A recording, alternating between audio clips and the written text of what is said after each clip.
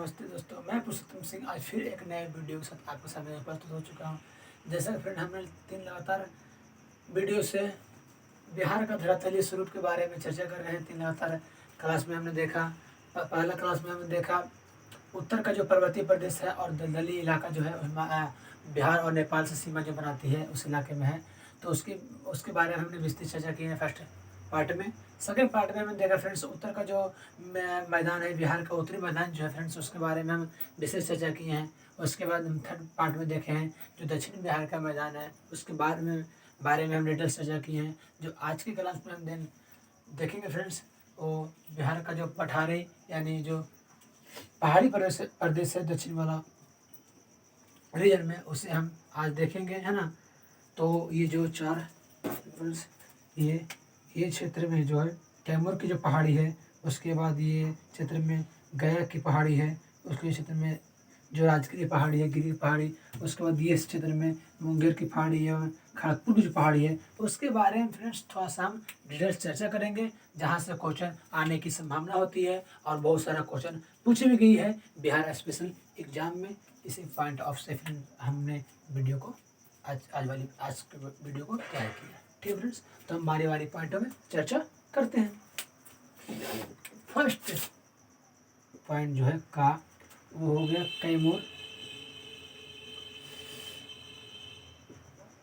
कैमूर का पठार। कैमूर का पठार देखिएगा फ्रेंड्स, ये जो रीजन है, कहाँ का रीजन है? शाहाबाद। ये शाहाबाद मैदान का दक्षिणी रीजन है, दक्षिणी क्षेत्र है ना। और विंध्यन की रॉक से बना हुआ है, विंध्यन की चट्टानों से निर्मित। कैसे? तो भारत का जो विंध्य पर्वत है फ्रेंड्स, उसका फैलाव बिहार में कैमूर पठार के रूप में है। तो इस कारण से ये विंध्य का चट्टान से निर्मित ये पठार हुआ। ठीक है। उसके बाद जो देखेंगे, इसकी सबसे ऊंची चोटी की, जिसका नाम है रोहतासगढ़, 495 मीटर, 495 मीटर। उसके बाद देखेंगे, अगर कैमूर की पठार की अगर चर्चा करेंगे हम फ्रेंड्स, आर्थिक दृष्टि से देखेंगे, आर्थिक दृष्टि से तो यहाँ पर खनिजों की उपलब्धता अच्छी खासी मात्रा में है। वो चूना पत्थर, पाइराइट, भारत का एकमात्र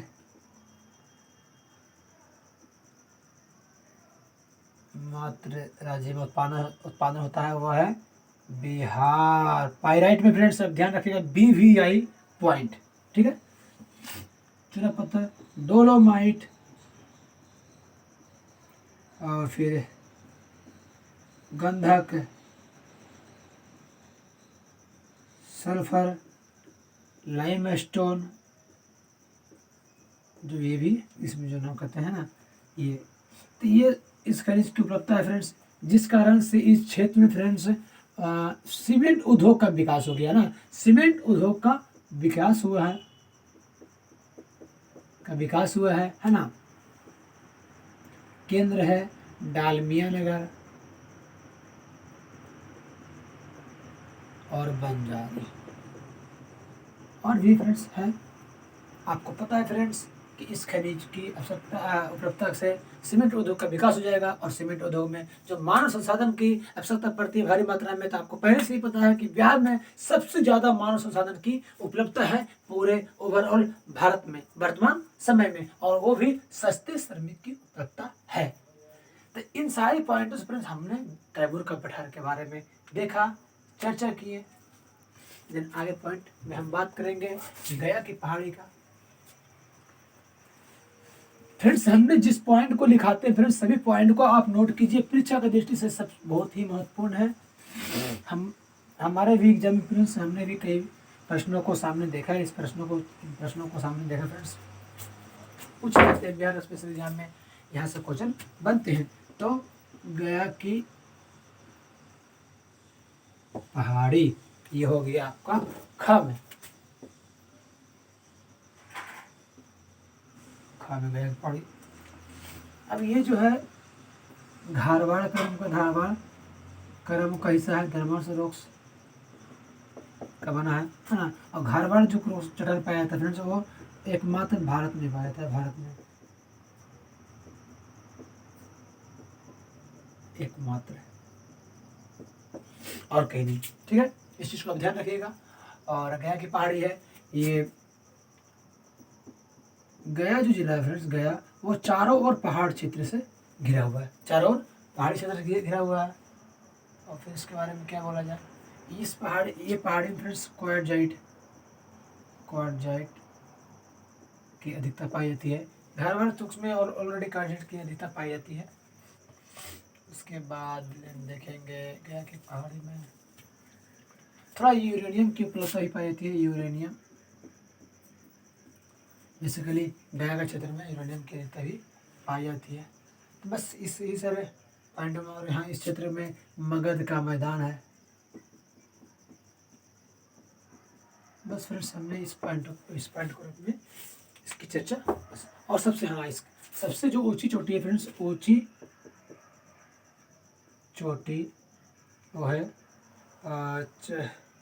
कितना है फ्रेंड्स वो, हाँ, महर पहाड़ जो है, पहाड़ सबसे ऊंची चोटी इसकी है और 480 मीटर, 480 मीटर ऊंची।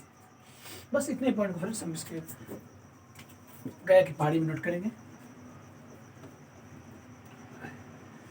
देन सेकेंड जो होगा फ्रेंड्स, वो होगा राजगीर का गिरियस पहाड़ी और नवादा की पहाड़ी, है ना। तो राजगीर गिर का गिरियक पहाड़, ये हो जाएगा गा पॉइंट में, राजगीर गिरियक पहाड़। इसका जो फ्रेंड्स आप देखिएगा कि दक्षिणी हिस्सा जो होगा, दक्षिणी हिस्सा वह वृष्टि छाया क्षेत्र में आता है ना, वृष्टि छाया प्रदेश में आता है, जहाँ पर वनों की घास है। लेकिन इसका जो उत्तरी हिस्सा देखिएगा, उत्तरी हिस्सा वह वहाँ पर अधिक मात्रा में वृष्टि छाया क्षेत्र में करने मतलब फिर से वहाँ वर्षा की कमी होती है, वर्षा की कमी, यानी इस क्षेत्र में जो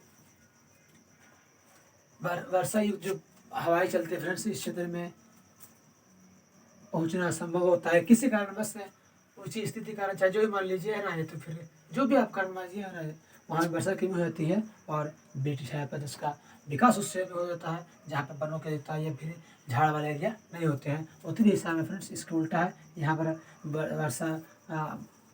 वर्षा होती है और यहाँ पर वृक्ष आच्छादित है, वृक्षादित इस क्षेत्र में वर्षा होती है।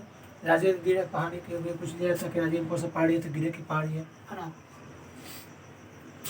इसका जो ऊंची चोटी है वैभव गिरी, इसकी ऊंची चोटी है जो 380 मीटर ऊंची, ठीक है फ्रेंड्स, 380 मीटर ऊंची है। उसके बाद ये भी अगर फ्रेंड्स देखिएगा तो आप धारवाड़ क्रम के ही चट्टान है, चट्टानों से निर्मित है।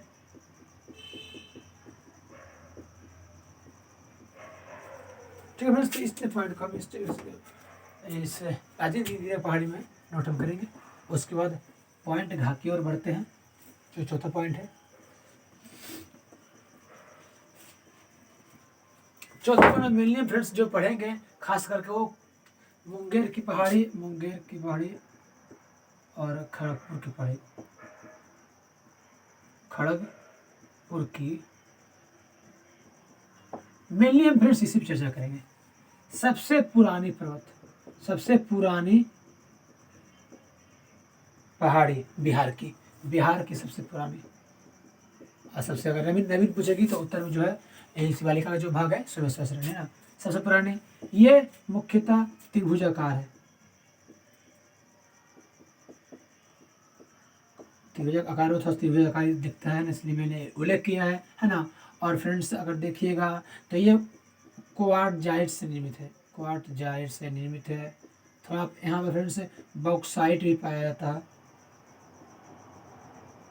बिहार में बॉक्साइट किस जिला में पाया जाता है तो मुंगेर में, और किस पहाड़ी में तो फ्रेंड्स ये खड़गपुर पहाड़ी में। और ये खड़गपुर जो पहाड़ी फ्रेंड्स वो है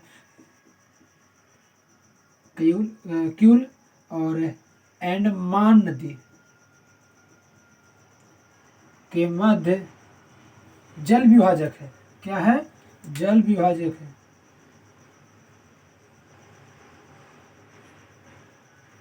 जल विभाजक का कार्य करती है। यहाँ फ्रेंड्स कुछ गर्म झरने पाए जाते हैं। वही यहाँ की जो खड़गपुर पहाड़ी है उसका जो ढाल है फ्रेंड्स वह तीव्र है। ढाल कैसी है? तीव्र है ना, जिस कारण से यहाँ कुछ झरने पाए जाते हैं। गर्म झरने, गर्म झरने, गर्म यानी गर्म झरने, गर्म झरने पाई जाती है। ठीक है, तीव्र ढाल के कारण जो यहाँ पर झरने पाई है वो गर्म है और ज़्यादा फोर्स से नीचे गिरती है। सबसे पुरानी, ये ध्यान रखिएगा फ्रेंड्स, सबसे पुरानी पहाड़ी है बिहार की। और बॉक्साइट का ध्यान रखिएगा, और ये जो जल विभाजक कार्य करती है इस पॉइंट का ध्यान रखिएगा, क्वार्टर का भी ध्यान रखिएगा, और बाकी इसको ध्यान नहीं भी रखिएगा तभी चलेगा फ्रेंड्स। लेकिन इसको आपको ध्यान रखना ही रखना है। खड़गपुर पहाड़ी सबसे पुरानी पहाड़ी बिहार की है। आती है क्वेश्चन और आई भी है, स्पेशल बीपीएससी भी एग्जाम आई फ्रेंड्स। ठीक है फ्रेंड्स, तो हमने ओवरऑल बिहार का धरती स्वरूप के बारे में फ्रेंड्स ओवरऑल हम लोग चर्चा कर लिए हैं। इस पर मेरा फ्रेंड्स एक वीडियो और आएगा जिसमें पूरा चारों पॉइंट्स हम लोग फ्रेंड्स 4 वीडियो में पढ़े हैं, वो चारों वीडियो एक वीडियो में होगा, है ना फ्रेंड्स। उसमें हम सिलेक्टेड क्वेश्चन को देखेंगे जो एग्जाम को उद्देश्य से आने की संभावना बनती है और आई हुई भी है, उसी बारे में चर्चा करेंगे, है ना। तो एक वीडियो मेरा बाद में आएगा फ्रेंड्स, उसके बाद देन हम अलग अलग टॉपिक बात करेंगे। फिर आज के लिए बस इतना फ्रेंड्स, मिलते हैं अगले वीडियो में, तब तक जय हिंद।